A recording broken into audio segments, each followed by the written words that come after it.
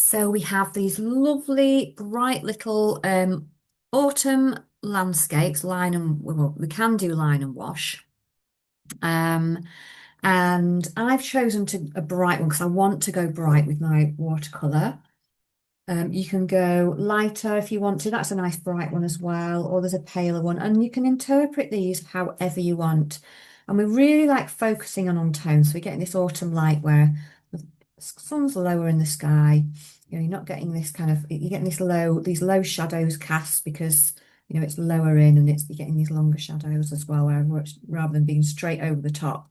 So you do get a lot more lovely shadows and much more warmth as well in the sunlight because it's not directly overhead. So the autumn light is definitely changing. The sun is definitely lower in the sky at this point. So it'd be nice to have a go. But you've got cooler tones or much warmer tones in there, and you can adapt anything. Remember, this is just an interpretation, your own personal interpretation. So um, this is where you can decide where you can go from there. One thing I will say is anything like to get all these fabulous lines in, you can always use the edge of a fan brush near the end, and you can kind of bring that in. If you use the whole thing, you'll end up with a curve. So I know I'm telling you this early, but it's really quite a handy little tool to use. And then, or you can just bring in your line over the top, when we use our pens and things at the end, but just really enjoy it. Enjoy the colours, enjoy the process. It's a lovely one to get sucked into. We were so quiet this morning, a bit quieter than last week just because everybody was so absorbed. So I demonstrated I'm going to demonstrate it with my pan watercolours, which are the little, the squares in here. I have got a few paints as well in tubes of watercolour, which are much more vivid and have a lot more, pigment in them because we have to thin those out a little bit more if you want to do that. So that's worth thinking about. But I'm just going to mainly use pan. I might bring a bit of that in there. So one of the things I always say is just make sure your palette is really clean beforehand, so you're not getting any old transference and just give it a little bit of a wipe off. If so, I've got that one's a bit dark now. Just give it a little bit wipe off. I was trying to wipe mine down at the end, but I'm not always successful. It just means that you're not going to transfer like cool colours to bright ones and so on, which is good. Now great, aren't they? These bullets. So if you want to kind of draw out some of your lines, you can. The beauty of a little line and wash is that we can be really washy, really loose underneath with things. And then we can use like our line just to tighten up and get a few bit of textures and things there. And it works really well on stone walls, houses, things like that. But you can actually bring them into landscapes quite nicely as well. So because we've got a lot of stubble and things like that, that'll work nicely. So we can bring it in there. You can bring it in the foliage and the trees, wherever. So I am just going to get a pencil and bring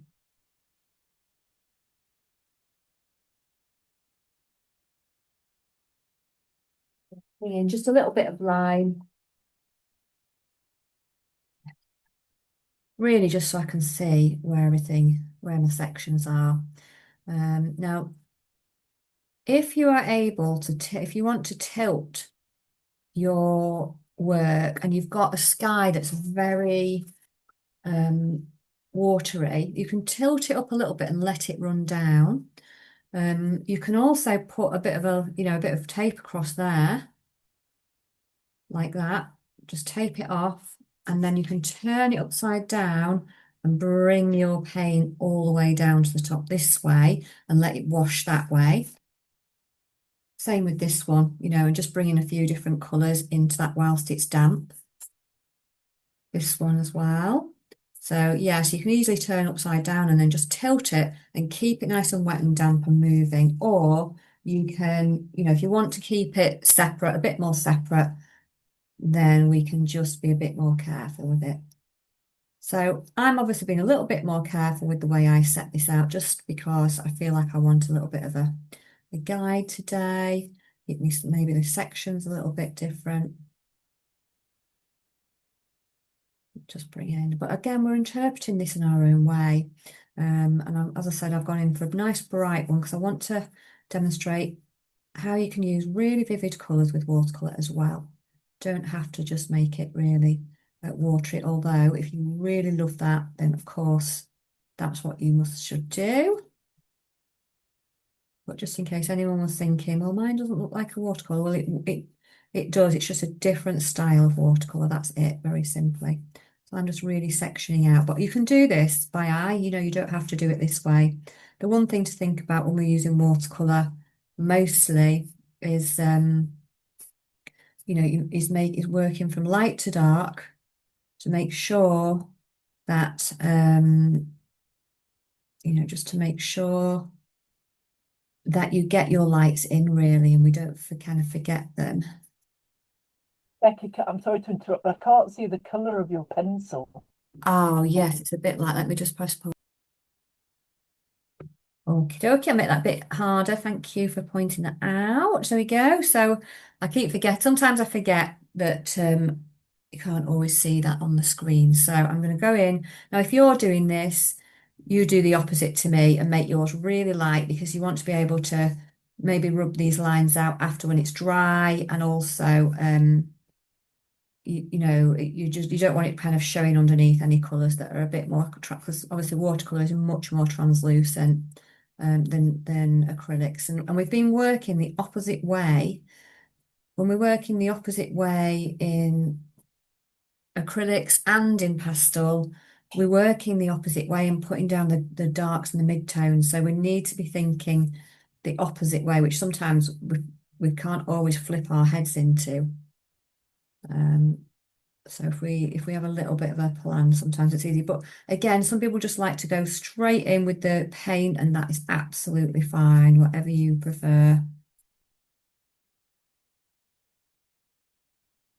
It depends how you work as well as a person. I definitely need a reminder about things if I'm being working in another way. So we all process things a little bit differently. So I'm going to leave it for there for the moment, and then work down. But I'm going to go in with a beautiful colour sky. Now, if I'm going to drop in any, is that my right colour? If I'm going to drop in any darker colours, the big thing I've got to be mindful of, like these clouds overlapping, is I really need to be mindful that that it could run and create kind of cauliflower if it gets too damp, or it could run and just going to put this through this blue here. This blue. Or it could go, and spread and make it muddy. We can end up with muddy colours if we use opposite ends of the spectrum. So just got me thinking what you're going to do there. So we either are really careful as we're applying it, or we can just go in and put a big wash. So if you want your colours to kind of merge together, then I might do this without too much cloud, to be fair. I quite like a nice cloudless one, but I will put a little bit on.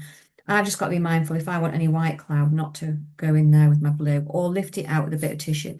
So if you're dampening it because you've got a lot of sky in there that's one colour, and you think, oh, I really like to just use all sorts of colour and bring them in, thin them down.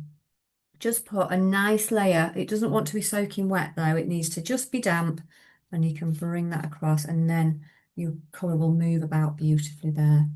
So I was just thinking about what colours you want to go in with. I use this tester paper quite a bit when I'm working with watercolour, because there are so many colours in, and I think the more colours you have in your set, you can forget what they're like. So I've got some cerulean there in here, which is that colour. But I also am going to bring a bit of this pan, this is phthalo blue, this one, phthalo blue, I call it. And I'm going to get that kind of behind at the top where it's a bit more, it's a bit darker. And I'll probably just add a little bit more water as I'm coming down to the bottom. And then I will just lift out where I think there's a few bits of light cloud with a tissue because I think it's too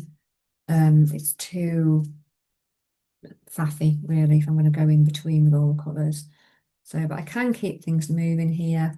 I can work the dark clouds over the top as well because that will cover, it's just the whites won't. So this should go really nicely. Keep moving together because I've dampened the paper beforehand. And then as I'm working down, I'll pop a bit more water in here. If I want to drop anything in whilst it's still wet and get a bit of a glow on there, then I'll just bring a little bit more under this corner here. It's quite dark behind. That's the beauty of it, you can move it around. You could even use, if you've got a big piece of paper, use a nice big mop brush to really kind of move that around. And because I've got a small piece, I'm just using literally my paintbrush on its side, which I really enjoy doing. I'm just going to clear away any bits underneath, a bit of tissue, anything that's spreading in there I don't want. We have to work quite quickly, and again, it will depend on your how dry, how warm your room is. But lift out this very light bit here, where's the top of this cloud, because I want to make sure that I get that cloud in. And actually, it's quite good. Bits of tissue can mimic the shape of clouds anyway if you just screw it up into a ball. So anywhere it's slightly lighter and I'm wanting a bit of, I don't want it blue, then I'll lift that out quickly. And it's just a quick way of doing it, so you don't have to think about it. Just keeps it a bit more natural as well, rather than using, you use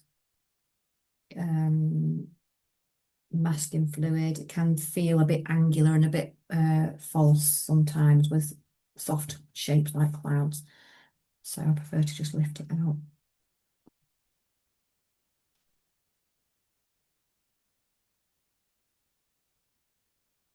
But yeah, you have to move quite quickly with it, otherwise it won't. A bit more as well.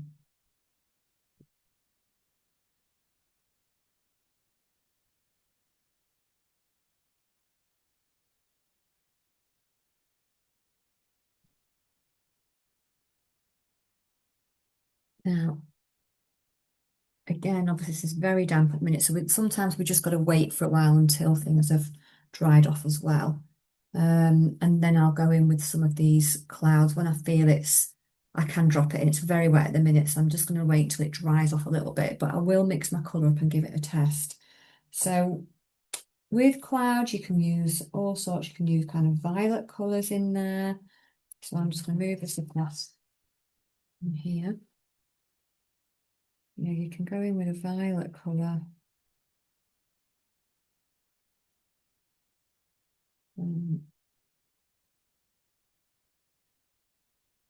You can go in with a touch of red as well.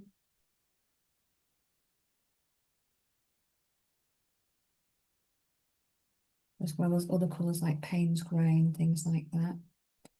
I try not to use pure black. And Payne's grey is gone. Just check it's not black. That's fine. Yeah, so it's up to you really what you pop in there.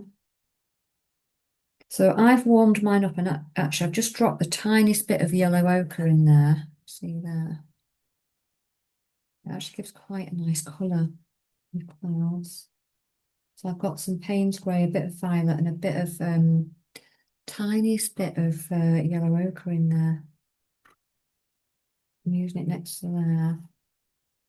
And I just have a bit more Payne's grey.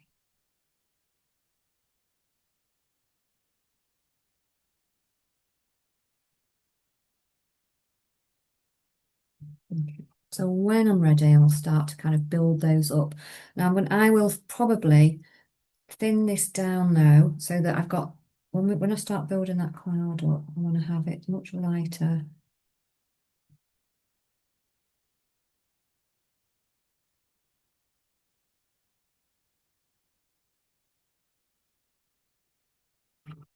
sorry, more thin, so that when I'm working around it, it's building it up and then get darker with, with the more intense colour in there. I'm still wondering if this is going to be, no, I'm still tapping it off. So this is where, it's trial and error, isn't it? And sometimes the trial doesn't go the way you want it to.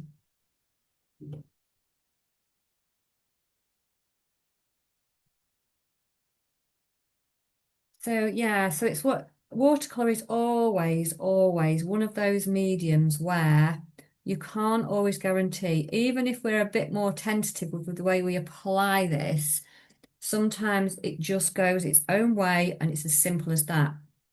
So the key is not to not to worry about it too much. And you can have a go, can't you, and just see if it's dry enough almost to add a little bit of cloud or whatever in there if you've got it.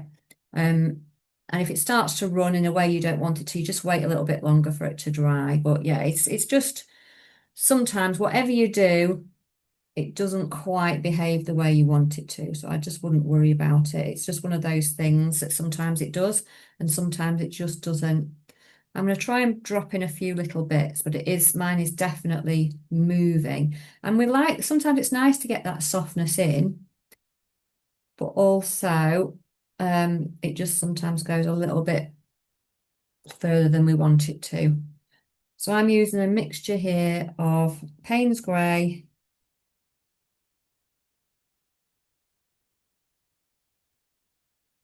a little bit of violet, or you could use a little bit of rose. It just gives it a little bit slightly different tinge.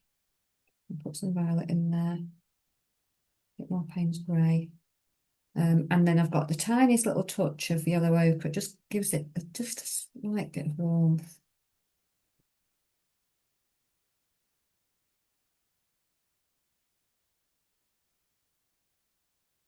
And then, yeah, it's very damp over here, so I might have to completely leave it. We'll see. I'm quite enjoying how it's spreading out though, so we'll see there.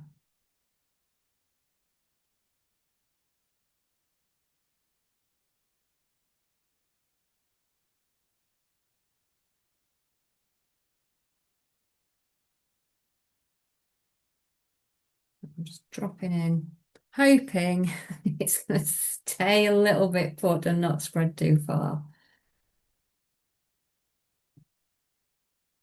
Just to get a little bit of depth in there. But again, you can put as much cloud cover or as little cloud cover as you want, really. I can go much, spread it out a bit thinner as well. So it's not quite as intense.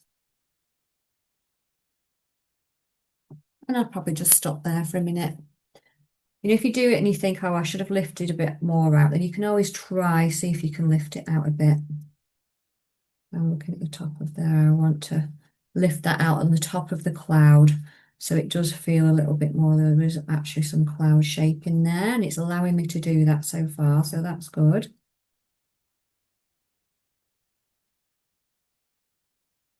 We're just putting some shape in there.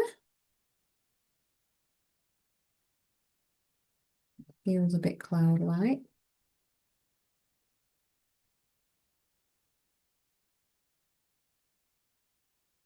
So I'm not going to add any more water though, because I think mine's going to get to the point where it will start to make these cauliflower marks because it's getting too, the paper will only take so much dampness before it does that. And sometimes it's a real case of just trying it out to see if that does happen.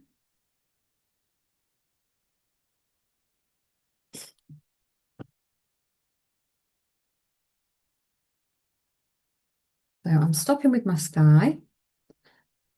And if it does happen, just don't worry about it. It's one of those things where there's not a lot we can do, to be fair, once it's done that. Let it dry completely, but it's a bit difficult. You can move your vista. It's one thing you could do. Okay, so then just having a little look as we move down, just thinking about where else where else you want to pop anything. I'm not popping any colours back in there now. I'm going to leave that because it's got quite damp. But I am going to start to think about the colours in here and putting in the bright and light ones. And I am going to go nice and bright with some of these colours in here. As I said, I would do just to demonstrate that you can use nice bright colours if you want to in your paintings. Just because it's a watercolour doesn't mean we can't. And it's a game of contrast anyway. So sometimes the more contrast you've got, so I'm just going to bring my palette up here. Sometimes it's really good to have a nice, strong, bright contrast. So it's a mixture here, I'm seeing, and again, seeing how you've seen the colours that you think you've got there. Are they oranges? Are they reds? Are they peaches? Are they yellows? And just having a bit of a play with the different ones. Or if you're doing the lighter one like this one, just thinking, are all these quite cool and pastelized? Some of these are actually quite vivid, aren't they? So don't be frightened to go in with some vivid colour and bring some blues and brights through that shadow side there. As I said, we get these real shadows cast, don't we, at this time of the year. So I'm going to just bring in across the side of here just some of these nice bright colours. Now I'm not dampening my paper now because I want a bit more control over that. But you could if you wanted.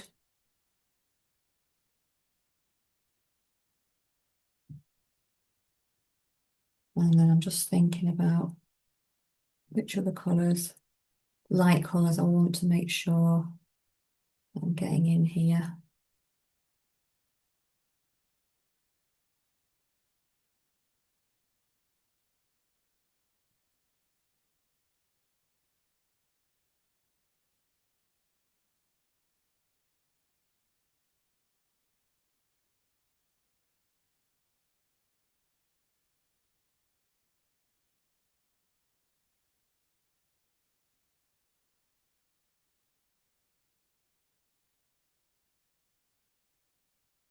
So really it's just making sure that we can get them in.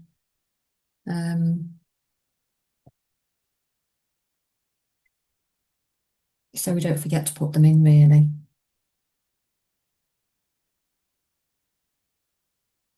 So I'm just going to bring in a bit of contrast between where this hillside is going to be here. I'll bring a bit of green in it, a bit of a mossy green actually. And just testing the colours out all the time. Really.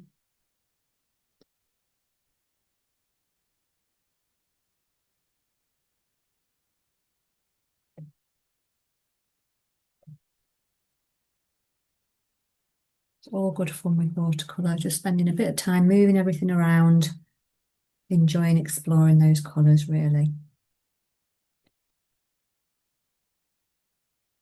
And if you've got similar tones, like if these are warmer greens and you've got some warmer oranges, as long as it's not kind of one's not overpowering the other and running in, there's no reason why you can't let them overlap and just kind of blend together a little bit as well in the painting. If you're wanting a high contrast, that's a bit different. That's the these. Sometimes we just test them to see if they all fit together, the colours as well. It doesn't necessarily always have to be about, just testing the colours on their own. You can test them as a palette together. So I'm going to try and let these blend a bit as they're going on here. So these running a bit.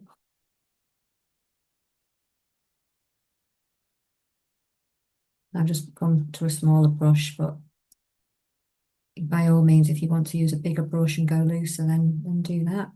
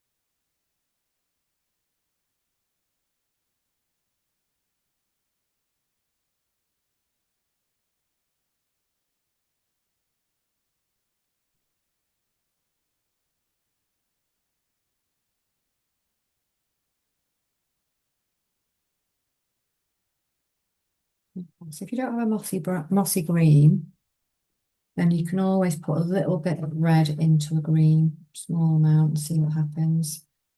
Make it more mossy. But we're just interpreting these in our own way.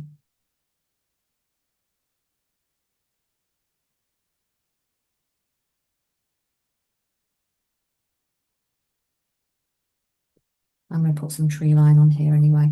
And again, this is the thing, if you wanted to go in with any darker greens or other colours, you can darken the green with a bit of blue in the distance up the top at the back. It makes it sink away a little bit.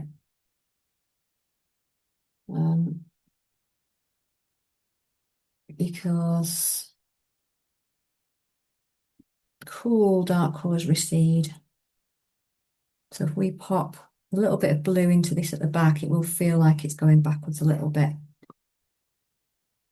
So again, we're working light to dark here. And whether you feel you're able to drop in any darker colours now without it going everywhere is up to you. Or if you like that effect, this is getting very, very wet here. So again, I think it's quite cold where I'm working this evening. So I might have to wait to get the full impact of it so it actually feels still tree-like. Otherwise I might end up with just lots of blobs on there. We don't need to see every detail, obviously, but you might want to keep some definition.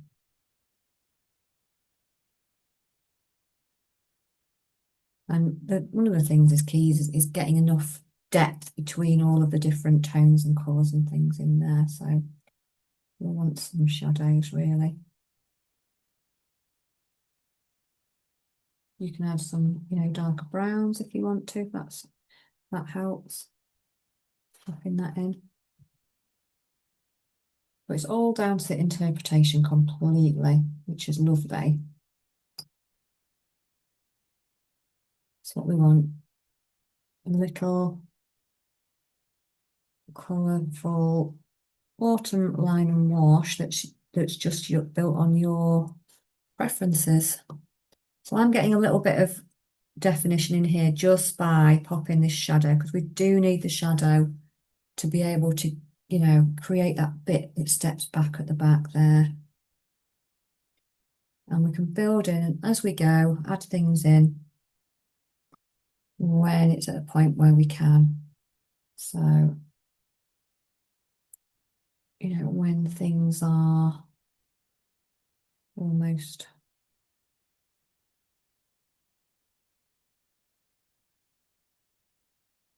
drying off, etc., to pop some definition in there.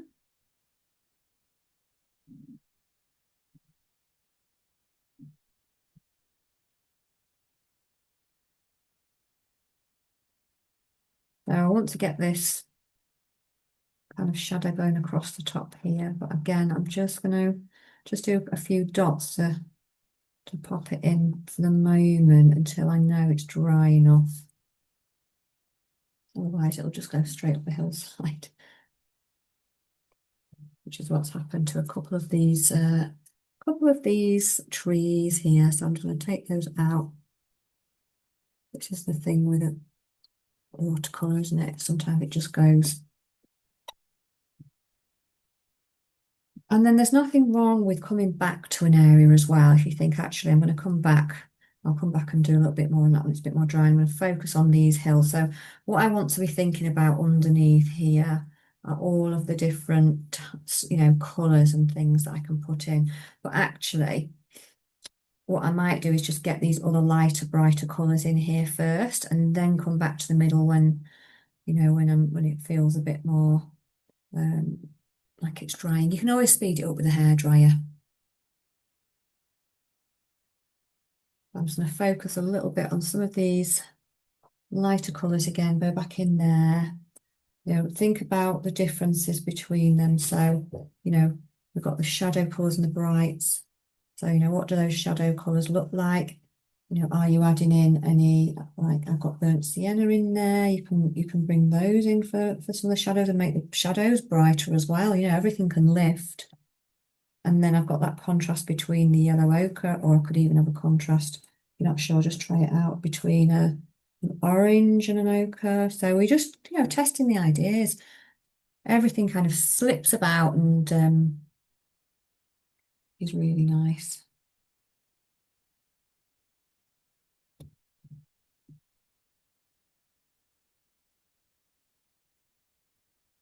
It feels brighter in some areas than others. I'll go in with that.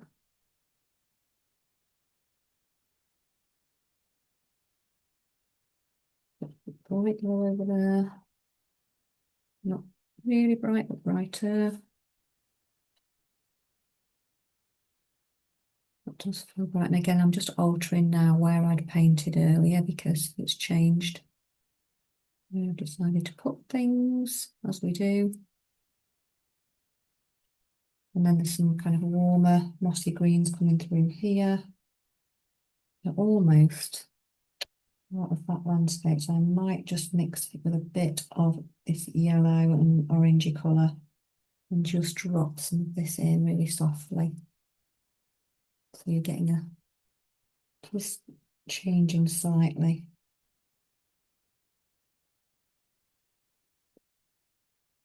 But I'm not minding that blending together. It's great we can do that with watercolour and deliberately pop in some colours in here that are gonna mix together a little bit.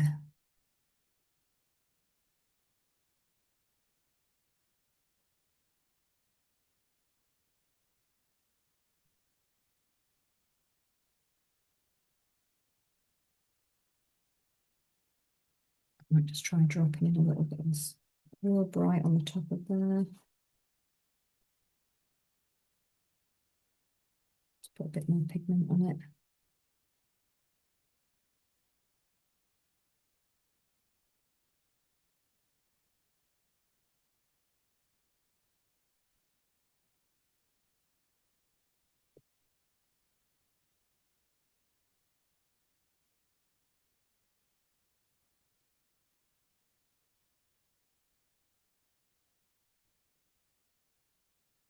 It's just a bit of fancy. There's so many different sienna colours. Always, if you've only got one brown, you can always add one red to your brown, see what happens. That's something that's really intense. I'm not going to do that. It's not too much. Or you can thin that right down, see what happens when you've thinned it down. If it's the colour that you want, it's quite red, isn't it?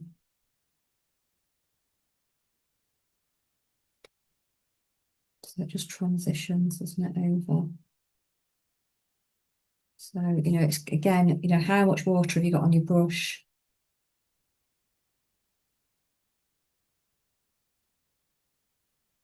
Got a lot of fun moving that paint around for sure. And there's lovely transitions as well where it's naturally, it's naturally changing there. It's naturally getting some shadows in. I'm going to drop in these little trees after, actually, because they're dark enough that it should cover. But yeah, the interpretation bit is how warm or cool you have something. So these shadows, I've gone for warmer. It's fine. It's your choice. Do with those.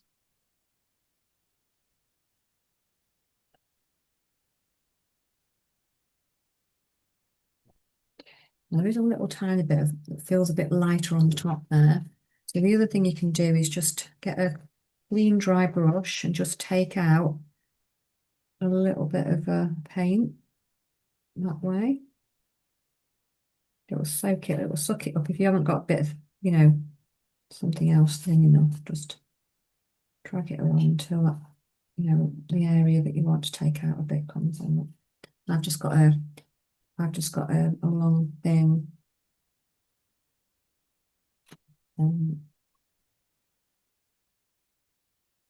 liner brush. So I'm just going to hang on, let that dry a little bit because it's a natural point to let it dry and just come and see how everybody's getting on there. with theirs. So I'll just press pause. Okay, so carry on a little bit more now. It gets dried off a little here. Yeah, so we can get some of these really nice these other colours in. And it is a work in progress, just only you know your paper.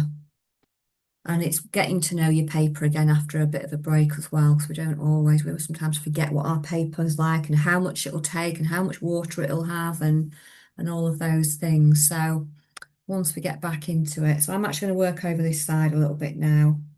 Now I've come up here and work in some different tones for example, this here. So I'm thinking about the greens. I want some shadowy greens and some lighter ones. They're a bit more pastely over here. It's a bit warmer slightly over here. So I want some lighter ones. So where these are, it's almost a bit of yellow in there, but not quite. So, well, that's how I'm interpreting it. You could even go in with some peaches or something, actually, if you wanted to. Let's see.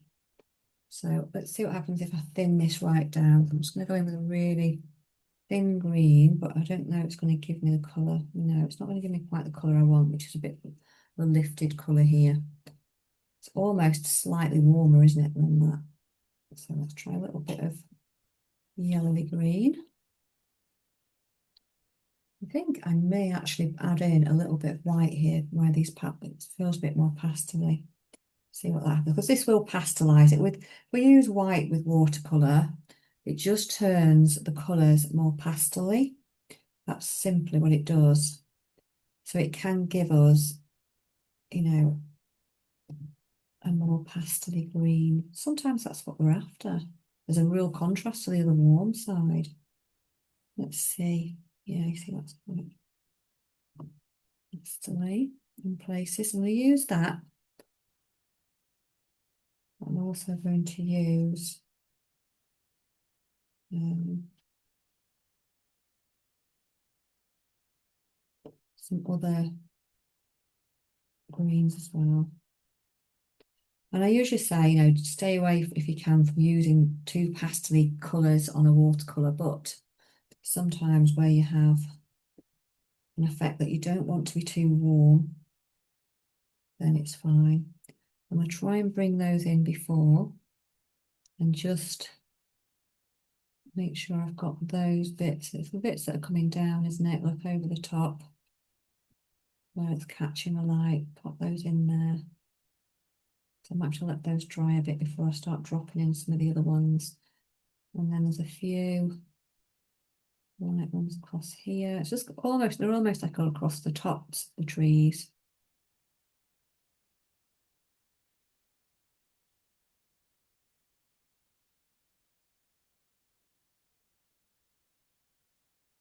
Some underneath, under here.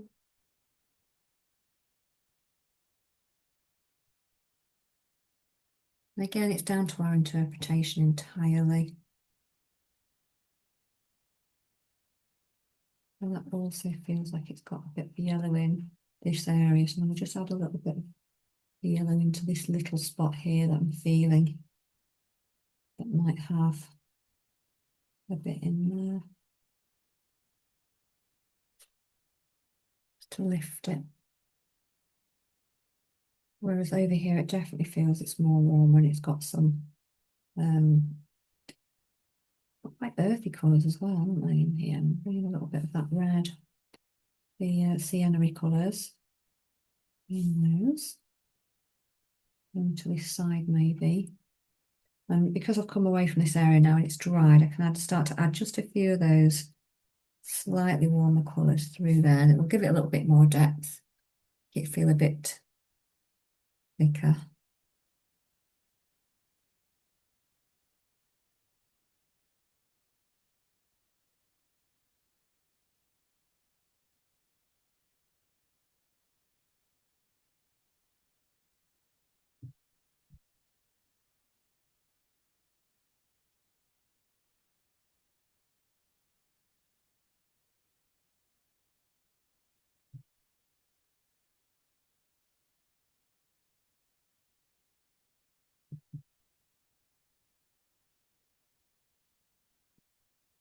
So I'm still leaving a little bit of a gap between these until I've dropped in some more different colours there.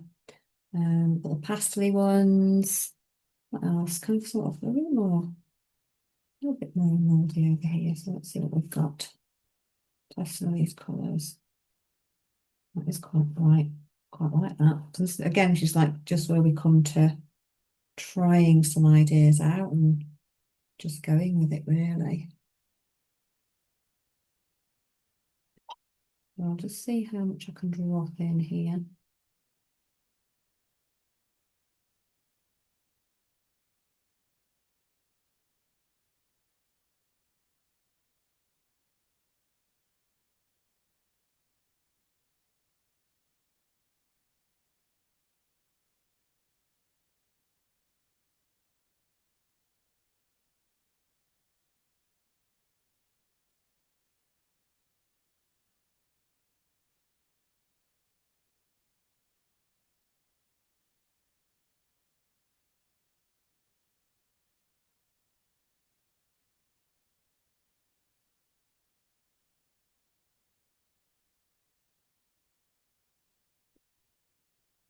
We can push it around. You can make different tree line marks and things like that, can't we? Just by pushing them up in the air, and it's a nice thing about it. If you've got any warmer ones, you can drop some warmer ones in there as well. You might have some of those.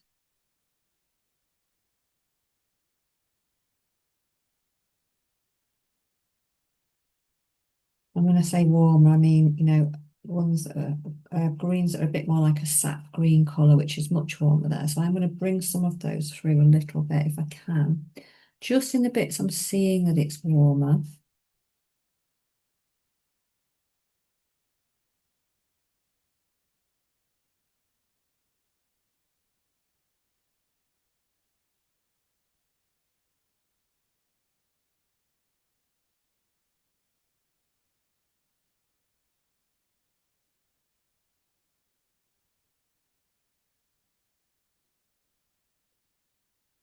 As I said, everything just adds a bit of depth then to it.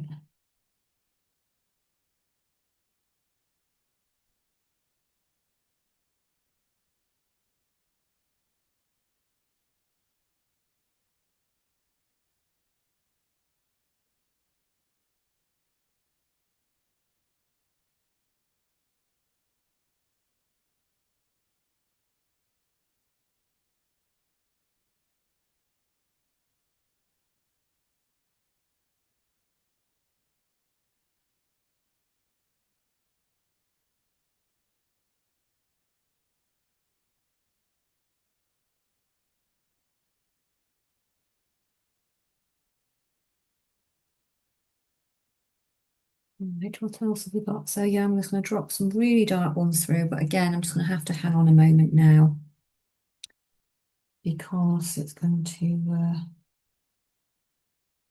just get a little bit mixed up with everything else. So I'll just concentrate on this bottom area here where we've got clearly got the field line there. And just kind of bring this line round. You don't need to make really harsh lines, but you can as well if you want it to make it a bit harder. Just go with what you feel.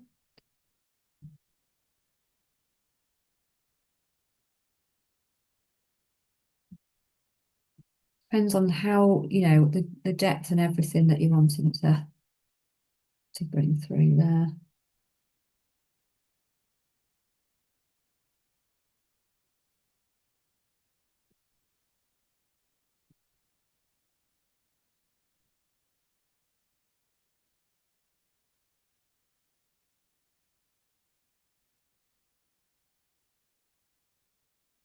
And of course you can move things as well if you're not happy about where they are. It's artistic license.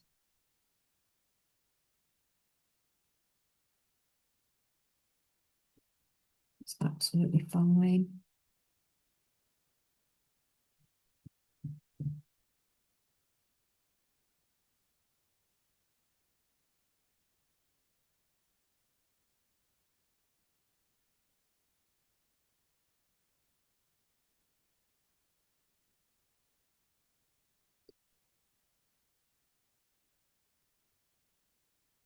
we're paying really fine detail with all these colours, but more often than not, other people won't notice that, to the same degree that you're looking at it.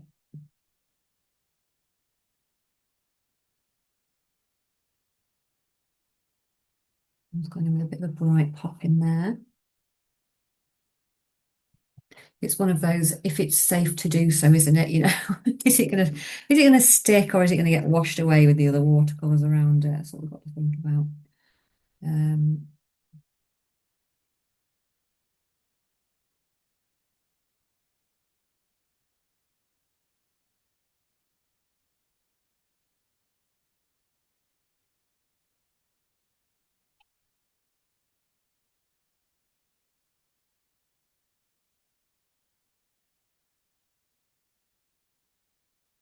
I'm dropping a few tree lines here, just really naturally. Drop, drop, drop. It's fun, isn't it? Dropping things in. So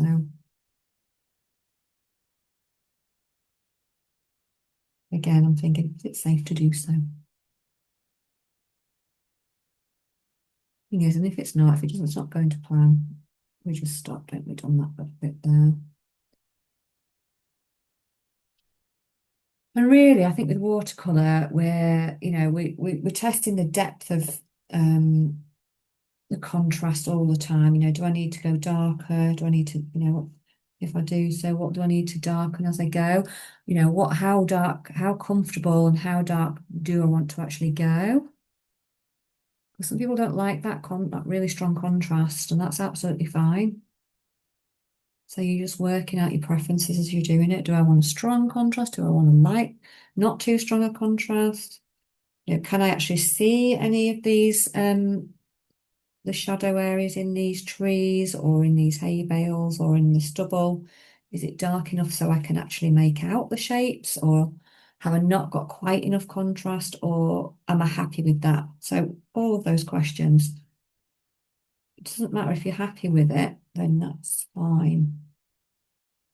So we can answer a lot of those questions just by having a really, really good experiment and play today.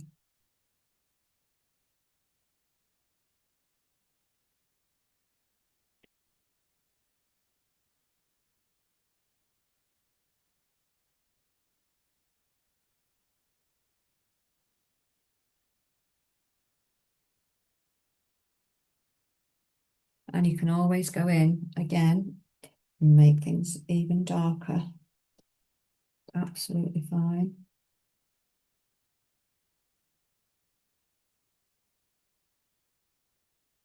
If you're not sure, come back to it.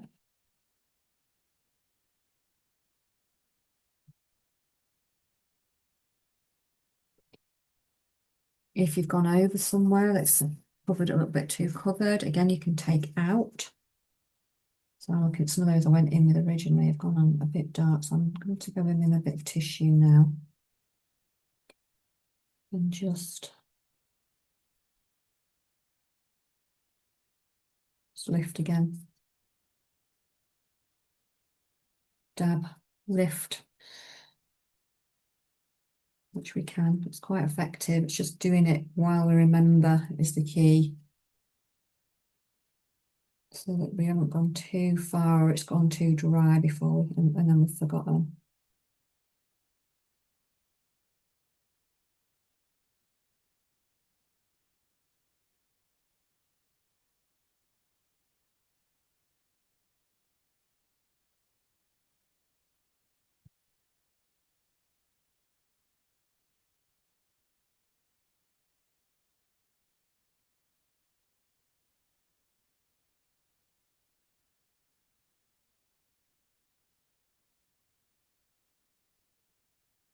And then we can just wash, make sure the biggest thing, isn't it, is making sure your brushes don't transfer those cool colours into your nice bright ones. That's a really important thing at this point, I think. So I'm just going to work my way forwards a little bit because I'm going to avoid going near this edge here that I've just been doing, otherwise that will go dark. And just think about what other field colours I've got in there. So I've got a bit of a limey one here. It's getting much brighter and more kind of yellow and vibrant here, this green. So I might go in with, if you've got like a liner green, if you haven't, a sap green and a yellow, a bright yellow, might do it. So again, we can test. I need to go even more yellow than that.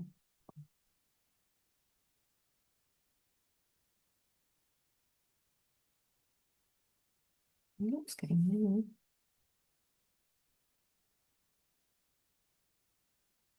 Try a warmer yellow, see what happens. There we go, it's getting more zingy now. Sometimes it is just to brighten it up with a warmer yellow.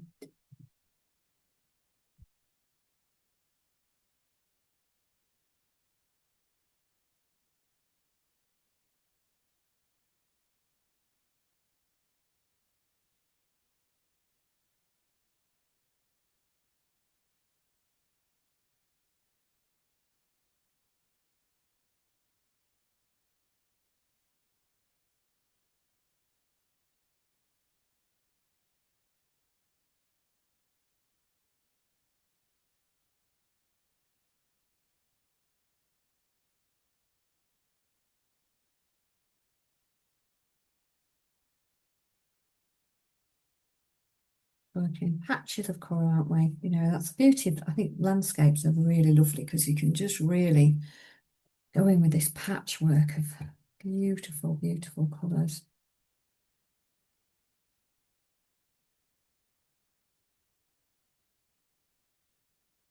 These,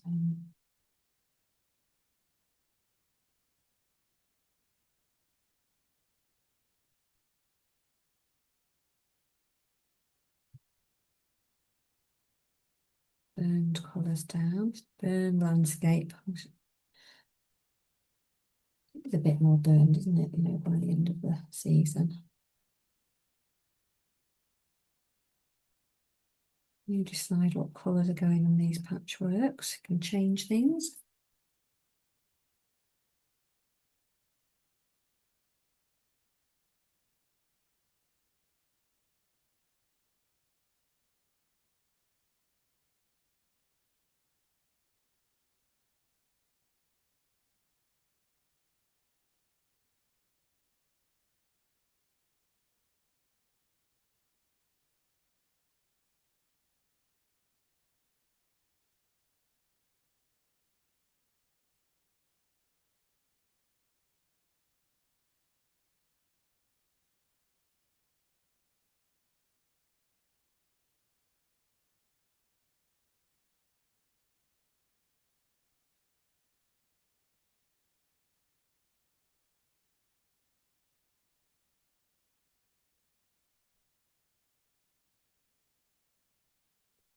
If you get like an edge where it's bleeding into your floor and you don't want it to, then again, just take it out before it starts to move too quickly. You can always go back on that bit later and just brighten it up a bit, but you need to take it out if you can.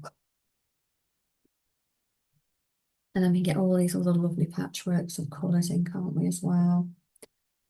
So again, you know, light to bright. So I'm going to try and weave in some of these really lovely. They're almost a cadmium yellow. So the difference is, you know, you've got a really warm, you've got a much warmer yellow. Let's see if we can get that in there. There we go. So much warmer, and these two colours work beautifully. This one and the ochre one. So I'm actually use that quite as an intense colour rather than a watery one. Now, if you're doing this in much bigger, then you can, you know, come in with a bit of a fan brush. Just use one edge of it. I'll show you now. Mine's very small, so I can make the shapes just with bringing my brush kind of through.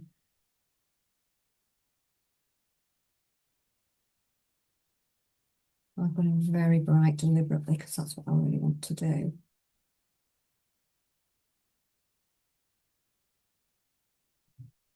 I'm just thinking about how to go both ways, isn't it? A small piece.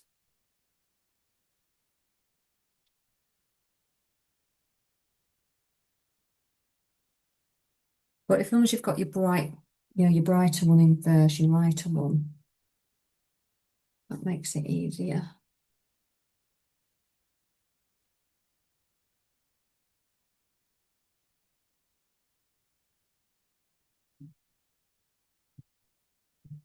You can also go in with a completely, quite a dry brush.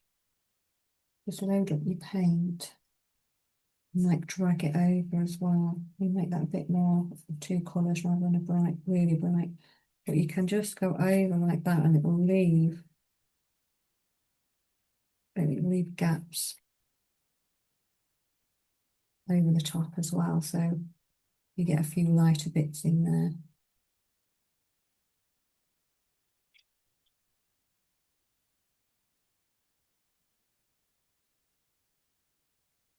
Just a little explore with what making in there. I will probably draw in these, just get these bails into place as well, because I've got light ends there, so I want to make sure that they're there. But I could bring in, I suppose I'll just demonstrate with a little bit of a flat brush. I'm going to use just right at the ends, just this side here, and then go in, mix some colour that I want to use. And then slightly warmer one.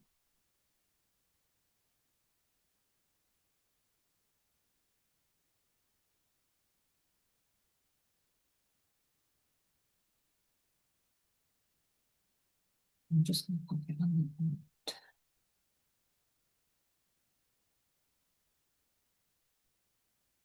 And just pull.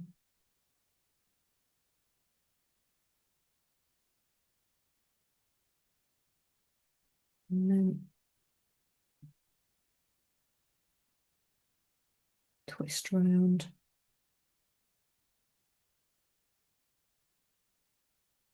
Just to get it in the corners. That's one way of doing that. And then if you want any more section, if you want some to be a bit darker, you can kind of just rock those in a little bit more when you feel it's okay to do that, so it's going to work for you. And obviously create some different angles with it as well, so you might want to just create where you can see it more at the front.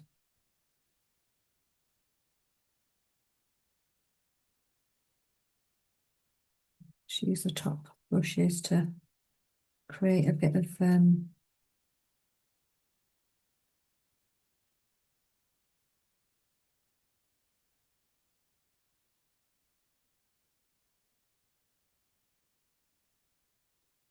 texture is the word I'm looking for, sorry.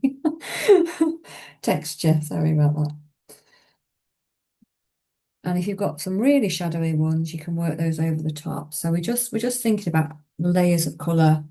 I might actually bring in some oranges and things as well in here, and that will create a bit of depth as well in the front. So, you can always just bring in some nice bright ones into there.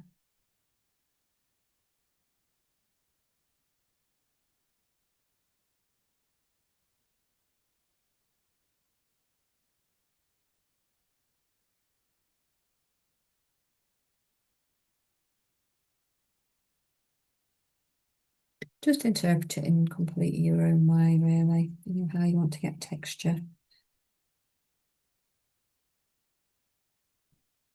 how you want to show it, etc.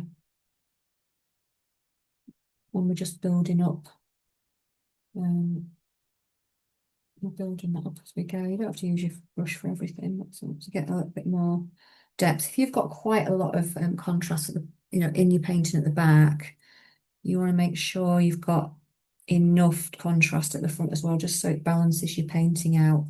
If you're going like really, you've got high contrast in one area, but there's not enough contrast to see where the shadows and things are in another, it can feel a bit unbalanced sometimes. So it's just a case of going through and just adding a little bit somewhere so it feels there's a bit of a flow to it. I'm just going to try, it's just trial and error as you're going through with it.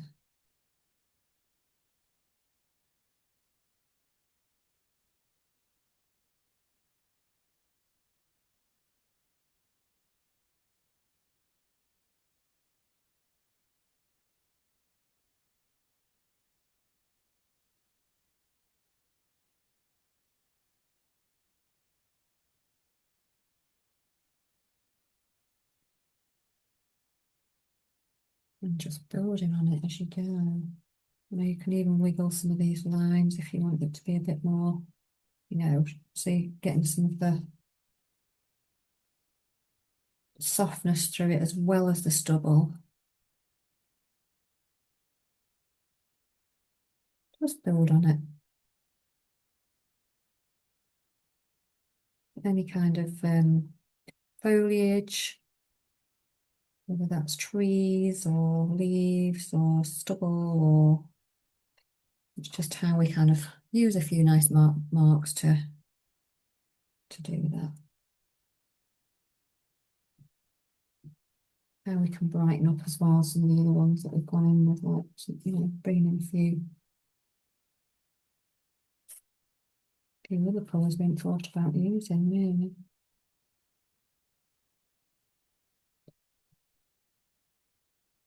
Like the oranges, a pop of colour, surprisingly nice.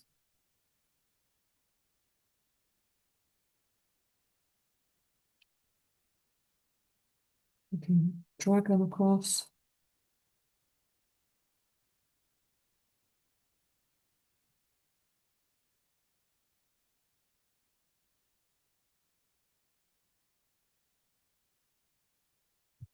It starts appearing as well when you start looking at the field colours. Actually, we'll drop a bit of this colour in there as well. So we can do as we're going.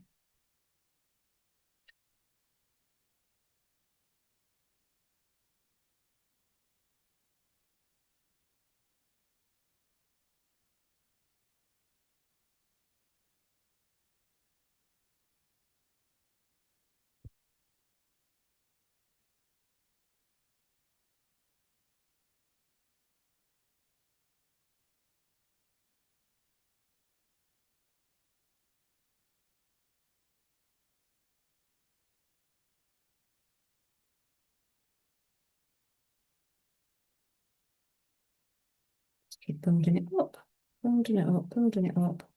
We'll come back and have a chat with everyone now.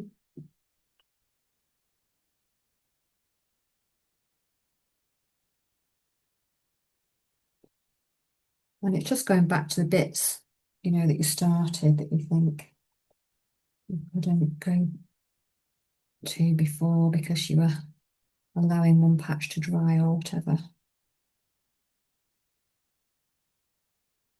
Good to do that, isn't it? Build up some of the brights. Some of the brights sometimes do cover if they've got enough pigments in them. Depends on which one it is.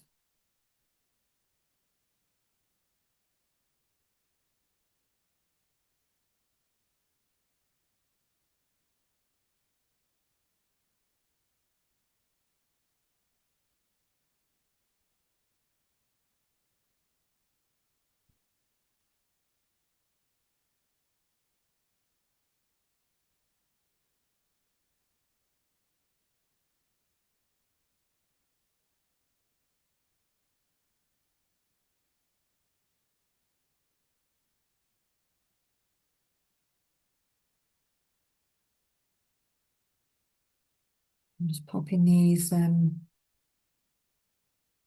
ends of these hay bales in here.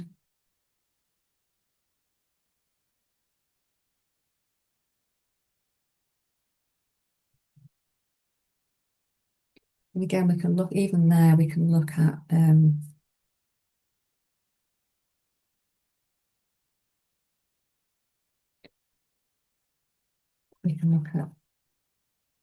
the shadows and things that I cast on there, put those in.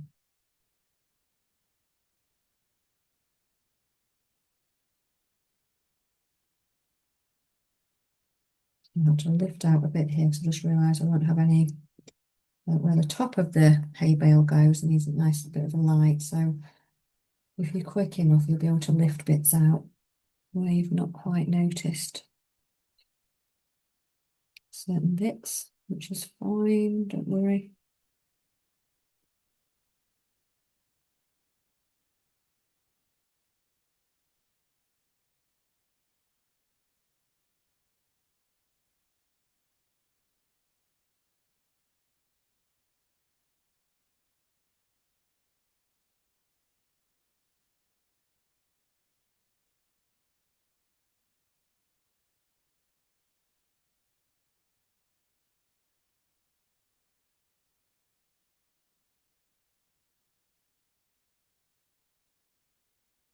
Again, we're just looking at contrast. It might not be very warm. You might have a bit of Payne's grey that you need to drop into a brown as well.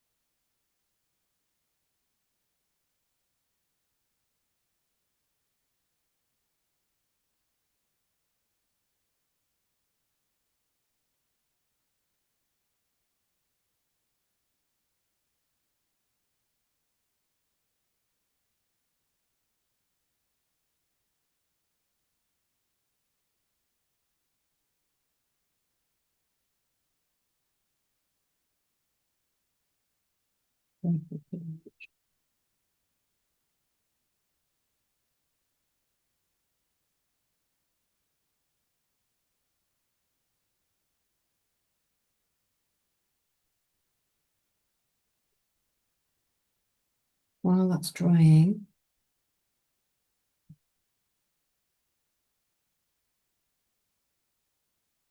I'll come back and chat to her and see how you're getting on.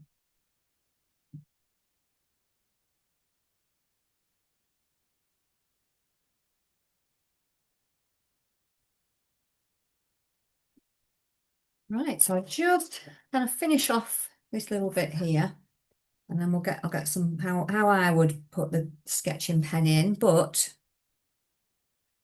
it's very open to how you want to do it. So we can do it. You can do it exactly how you want, basically. I'm just going to pop in, just fill in a little bit of the gaps in with this with some of these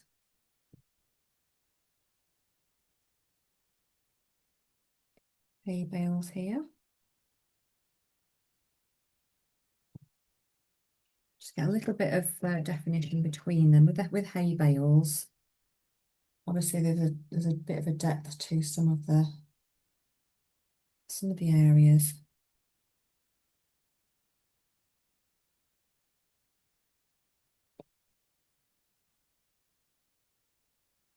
And because I've got a lot of depth between mine already, my dark areas on here, I'm going to put quite a bit of depth between these hay bales. Certainly underneath,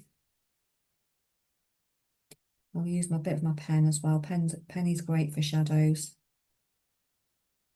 So I'm just going to get a bit of a bigger brush actually. I can move this quite easily.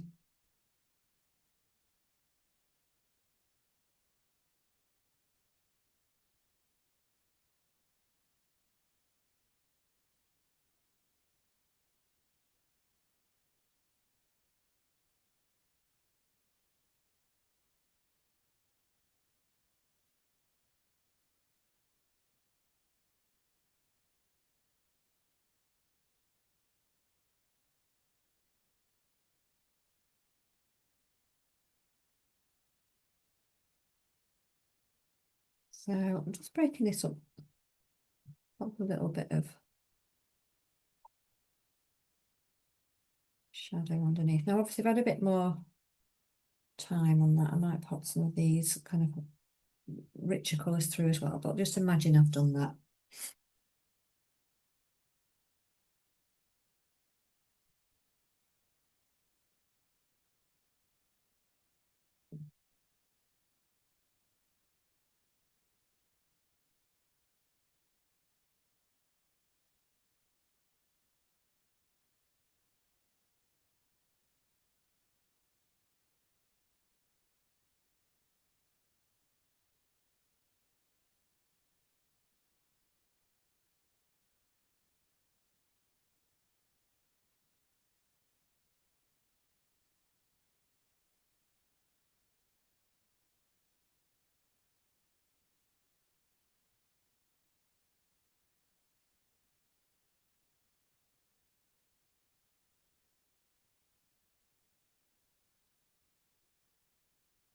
Okay, so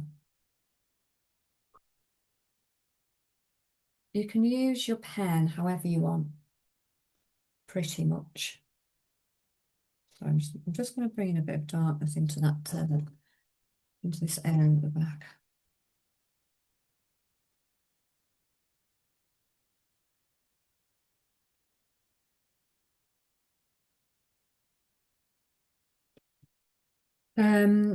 So with a sketching pencil, it really I'm just going to peel this off actually to start with, so it makes a bit more sense.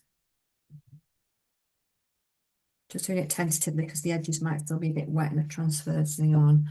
But you can use it as lightly or as heavily as you want. And the best thing I always think is just to go in nice and lightly to start with it. So just tentatively go in with a few bits. Now, obviously, this is quite wet at the minute, so it'll splay out like a normal watercolor would. So if you can use a wet pen in there whilst it's wet on purpose to let that, to actually let it darken. But again, as well, depending on what your sketching style is, that will also start coming out when you're sketching. So I'm just going to kind of put my sketching style in. I know this, very wiggly. If you're not sure where to start, find somewhere where there's some shadow. It always helps. And then I'm just going to use my normal wiggly style and just go in and start putting bits in. Put a bit in the middle as well here.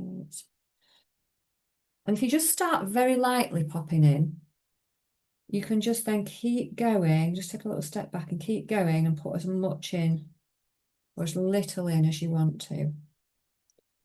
Is my advice. Start somewhere, start with some shadowy bits and then work further on from that really.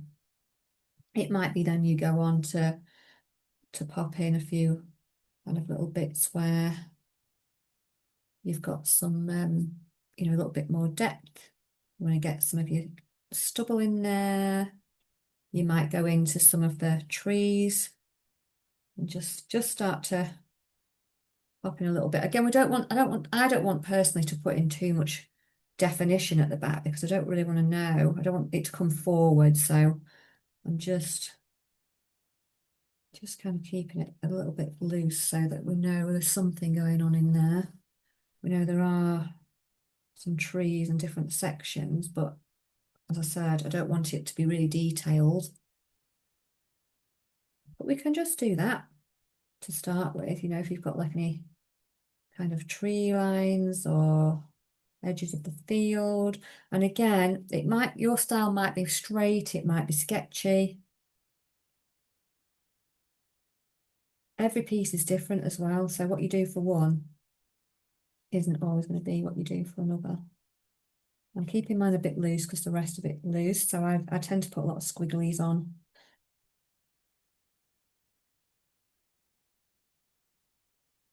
Some shadowy bits up here. I'm just going to pop some in there.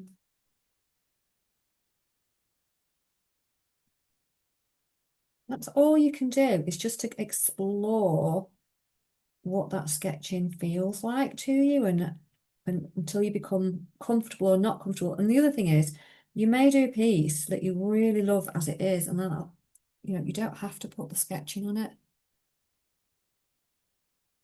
I'll just pop a little bit of shadow on there. If you did something that was too heavy and you thought, oh no, I'm just not keen on that, then you can just go in really tensely with the brush. Now, obviously, this is black on there. You could just soften it out with a bit of water because it will act to behave the same way, you know, and just so it's not quite as heavy or whatever. But it's really up to you to decide how you use it and how you go in there. Yeah, all we're doing it's a representation again. And just stop when you've had enough, really. I like to break mine up because I like a kind of a broken up feel, so I always tend to do that.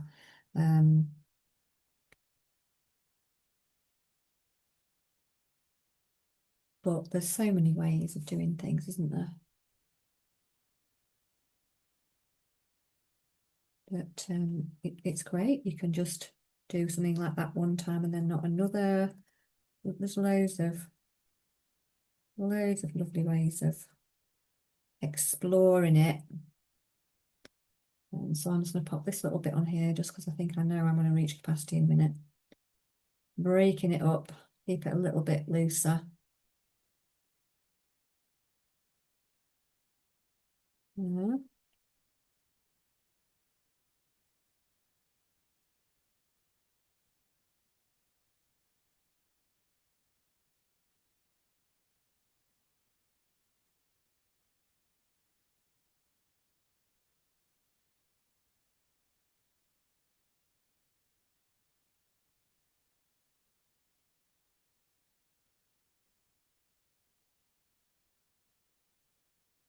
There you go. I mean, so this, you could put a little bit of uh, a hay bale in there if you wanted. You can even go into your lines and work your lines in a little bit. I'm going to stop in there actually.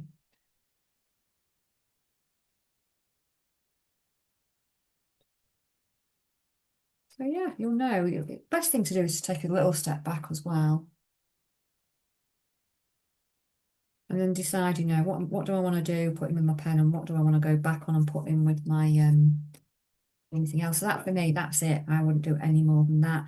So it's knowing when to stop with it as well and think, well, I'll have another look at it tomorrow and decide. Usually I find once I've stopped, I'm happy with it there. But yeah, so I hope that's been really helpful and you can just kind of explore whichever piece you do with your little line and wash and that it just brings you a bit of joy because that's what it's all about. That's my final pause for this evening.